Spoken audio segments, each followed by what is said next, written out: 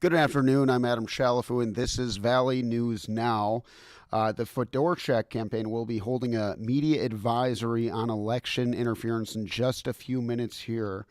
Now, let's set up the stage here of what's gone down so far today. Congressional candidate Julie Fedorchak released a statement on Tuesday denouncing false text messages circulating on the day of the primary election. So the text messages cited several news outlets claiming that Fedorchak has dropped out of the race for North Dakota's House seat. The messages were false, and North Dakota's Secretary of State Michael Howes says people who received the text should file a report with local law enforcement. He adds the false messages violate federal law and tampering with a federal election. The Fedorchak campaign called the fake messages interference and issued the following statement on Tuesday.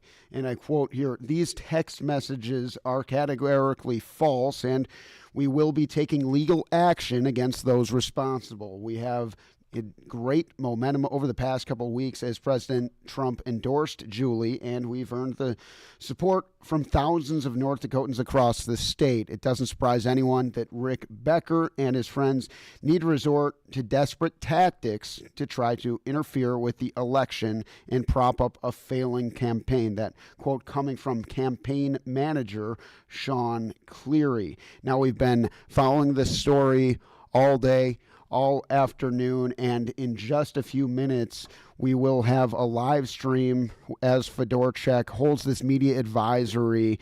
The Trump-endorsed leading candidate for the ND-AL Julie Fedorchak calling that press conference should be starting in just a few minutes here, 2:45 p.m. local time, to address election interference as seen this morning with those text messages. So stand by. We're bringing you all that action, and we'll be following up tonight in all our newscasts as we follow this and all the other measures, election results, and everything that you need to know about your local elections. Until now, I'm Adam Shalafu.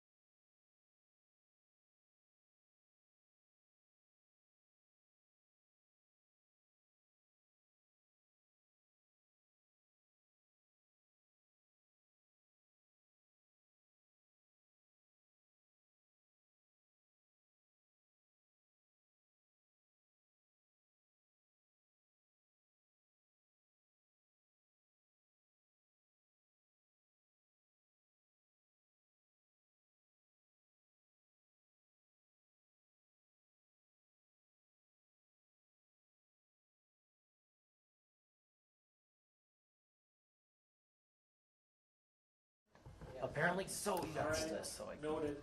Hi, Mike. Can anyone hear me? I was just getting ready to What's say going on? something that would. What's going on? Why are we on a hot mic? I really do hope so. Why do they have us just standing around? Like, vibed up here. Sounds good. Thanks for the heads Are up. we on the air? All right, thank you. Okay. Can you just confirm that the On the air, talking. You should be talking to him right now.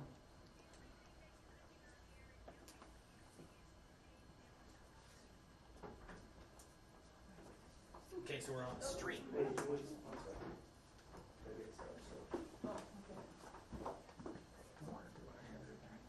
well, people here are saying we're on a hot mic, so. Is this an on?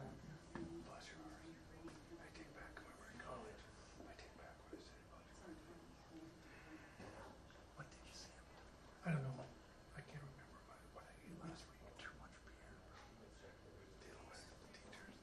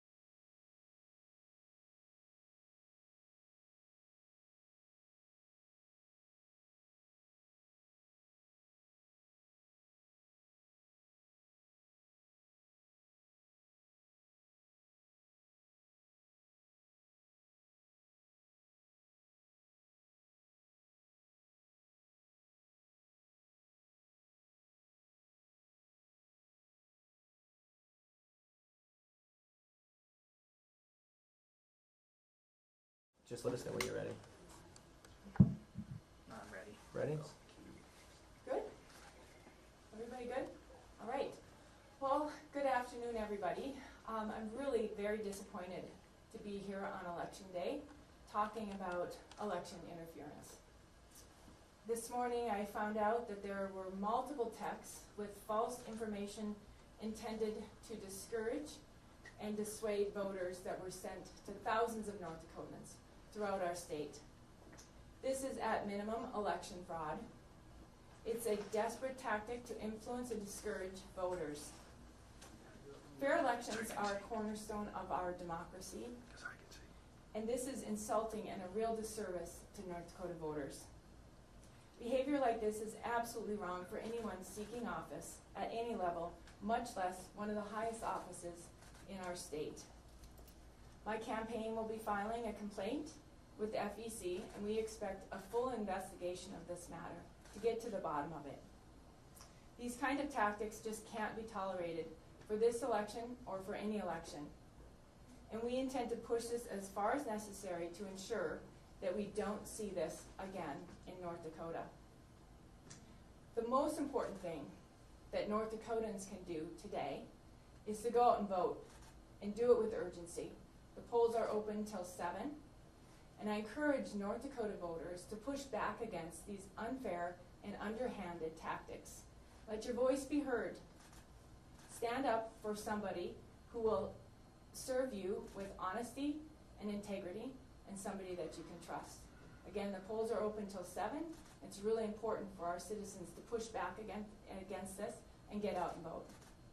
With that, I'd be happy to answer any questions. What did the messages say, Julie, and did you receive anything personally? I personally did not receive them. My sister got one in Fargo. I got another notice from a friend at Fargo who sent it to me with the message, I hope you don't tolerate this. So people were pretty upset right away. And so it's a really long message that pulls different clips from interviews, I'm assuming, from after the convention, when I pulled out of the convention and was saying that I was, quitting the, or I forget the exact term, but pulling out and conceding that race. And basically they were put in a series of messages to suggest that they were just something that I just had delivered and was pulling out of this race. So it was intended to make people think that I was no longer a candidate for this office, which couldn't be further from the truth. I mean, we are really excited about the momentum we have. We're super excited about President Trump's endorsement and endorsement of literally thousands of North Dakotans, workers, all the way up to some of our highest other elected officials. And so we're pushing strong through the finish. I've been campaigning all over the state, meeting with citizens of North Dakota for the last 4 months. And we're very determined to push through to the very last minute of this election and to win. Who's behind the text messages? We don't know who's behind them.